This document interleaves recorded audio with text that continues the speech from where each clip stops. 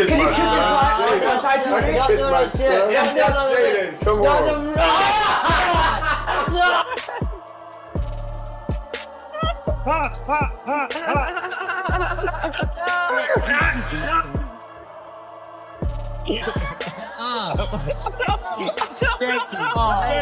Yaz's mom brought Yaz to Charlie, and Charlie came and got me and was like, "What you want to do?" I started writing for Yaz, like that's why it makes me mad to see what's going on with him right now. Like I can't believe what I'm watching. Right. I can't believe what I'm watching. Like for you to flip that way and turn like you doing gay porn and like what is wrong with you, man? For years, Hollywood has sold the image of mentorship, guidance, and opportunity. Young artists are told that if they get close enough to power, success will follow. But according to a growing number of public claims, that promise may have come with a very dark cost. Over the last few years, the names Will Smith and Sean Diddy Combs have repeatedly been pulled into conversations that go far beyond music, movies, or fame. What began as whispers has now turned into full-blown accusations shared across interviews, social media, and long-form commentary. At the center of these claims is the idea of a so-called mentorship pipeline, one that allegedly targeted young men who were vulnerable, ambitious, and desperate for validation in the industry. One of the most frequently mentioned names connected to this narrative is Jaguar Wright. For years, she has warned that powerful figures in the entertainment industry were abusing their influence, manipulating young artists emotionally, financially, and psychologically. Knew that your husband was doing things to boys and did stuff to your son and you ain't do shit about it. Bilal told me everything. They're good friend who. Bilal told me, Jay, he told me that you knew Will was f***ing your child. Yes, he did. Wonder why he left that out of his Tasha K interview. In that interview, he said a lot. He said a lot. He said everything but the thing that was important. That he know that Will Smith, Jaden, he Bryshere and he Meek Mills, and you know it, Bilal. Now I don't get no how far in the desert you run. You'll go from a Philly nigga to a sand, but they'll still get you. He's Philly though, Jay. It's Philly. You know, he Meek Milk. As far as I'm concerned, he Meek Milk. Added to the honeycomb. You got a meal. So you believe the Dwayne Martin story that could have happened? Of course. Everybody know that shit.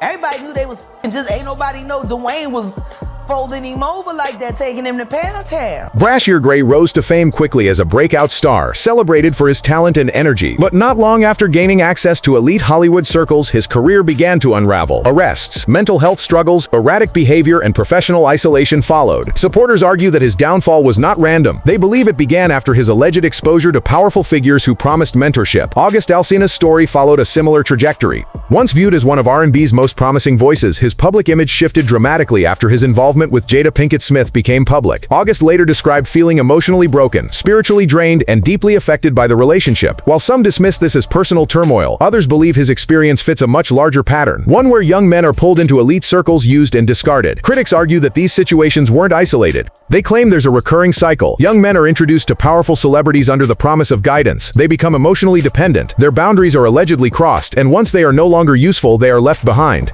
All right, Brother Bilal, listen, I do want to say, for the viewers, because we're going to rewind back, before we put out the interview, all we put out was a clip that went ultra viral, okay? Yeah. Everybody in the world got this clip. It was trending for days on Twitter, okay? Before the interview comes out, what shocked me is Jada is doing her book promotional for Worthy. Yes. She goes to the Breakfast Club and she sits down and they ask her about you, but they can't not ask. Like, it's so huge. Right. And to my surprise, she answers. It's ridiculous, right? And it's nonsense. And this is a person that tried a money shakedown that didn't work. We're gonna take legal action. The reason Will responded, the reason why Jada responded, because they know it's true. Will's never responded. And they responded in less than 9 hours. They did. That was a fast response. That was because he know what I saw in that dressing room. He know other things that I saw. She did all this to try to scare me, but I fear no one but Allah.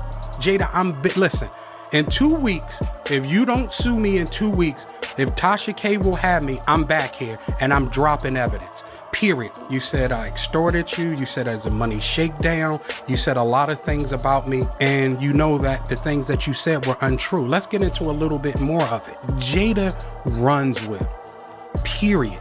Me and her at war. I'm gonna put Will to the side. Will is to the side.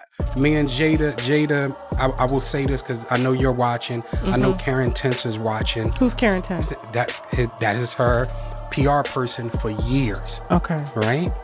I know they're watching. Jada, you're a bald head liar and you're a drug addict, right? Oh, God. You told the world that you were going to sue me. Ooh. As of yet, and you said you're going to do it swift. It's been over 2 weeks. So Jada, I'm giving you 2 more weeks to sue me. If you don't sue me, this is what's going to happen. All the sex parties, right? And the people, the men that you hit with dildos, I'm naming names, right? All the salacious stuff that you have done and hurt other people, I'm naming names. You assassinate my character. You say I extort you.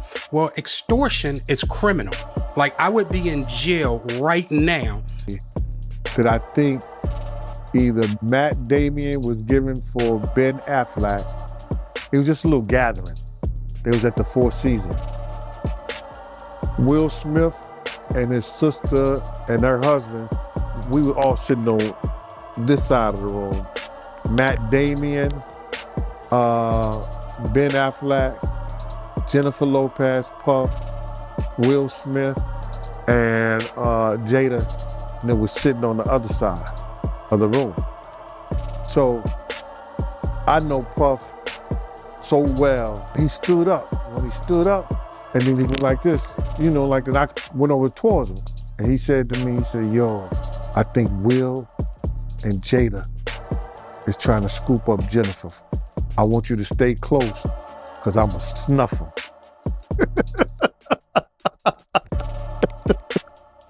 I said to myself, Will Smith gonna beat shit out you.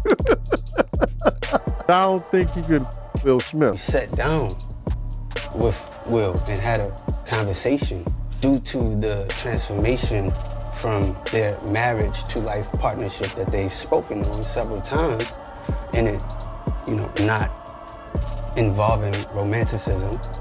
He gave me his blessing, and I totally gave myself to that relationship for years of my life. I devoted myself to it. I gave my full self to it. So much so to the point that I can die right now. What made these allegations explode again was the renewed attention surrounding 50 Cent. After releasing a Netflix documentary exposing allegations against Diddy, many believe 50 Cent has been deliberately applying pressure to others in the same social circle. His public comments and social media posts have reignited speculation that Will Smith may also be implicated in similar behavior. Observers point out that 50 Cent is known for strategic silence until he decides not to be silent anymore. As these conversations resurfaced, old interviews began circulating again. Former associates, assistants, and insiders claimed they witnessed behavior that contradicted the carefully curated public image of Hollywood's elite. Some alleged that attempts were made to intimidate or silence them. Others claimed legal threats were issued but never followed through. For many viewers, that detail raised serious questions. Why threaten legal action but never file a lawsuit? At the same time, attention returned to Will and Jada's unconventional marriage structure. While they have openly discussed non-traditional arrangements, critics argue that transparency does not excuse alleged exploitation, especially when younger, less powerful individuals are involved. The infamous entanglement conversation didn't calm the situation. Instead, it intensified scrutiny. Many viewers felt it exposed emotional imbalance, manipulation, and a lack of accountability. Some fans also revisited uncomfortable past moments involving Will and his family, questioning whether certain behaviors were ever truly appropriate. These moments, once brushed off as jokes or misunderstandings, are now being re-examined in a much harsher light. Adding to the controversy are resurfaced claims of private parties involving Hollywood elite. According to former insiders, these gatherings allegedly blurred boundaries and placed young attendees in compromising situations, often under the influence of power, fame, and substances. Again, none of these claims have been proven in court, but critics argue that the sheer volume of overlapping stories, timelines, and personal breakdowns makes coincidence difficult to believe. Supporters of Will Smith insist this is all character assassination, a mix of rumor, jealousy, and internet conspiracy culture. They argue that fame makes people targets and that not every tragedy needs a villain, but skeptics see something else. They see a system that protects the powerful, isolates the vulnerable, and discards anyone who becomes inconvenient. They see careers destroyed while reputations remain intact. They see silence rewarded and speaking out punished. As more names continue to surface, one thing is clear: Hollywood's image of mentorship and success no longer feels as clean as it once did. Whether these allegations lead to accountability or fade into internet history remains to be seen. But the question people keep asking is simple: how many stories were ignored before they became impossible to dismiss? And if everything we're hearing is even partially true, who's next? Let me know what you think in the comments below. Do you believe these are exaggerated rumors or the beginning of another major industry reckoning?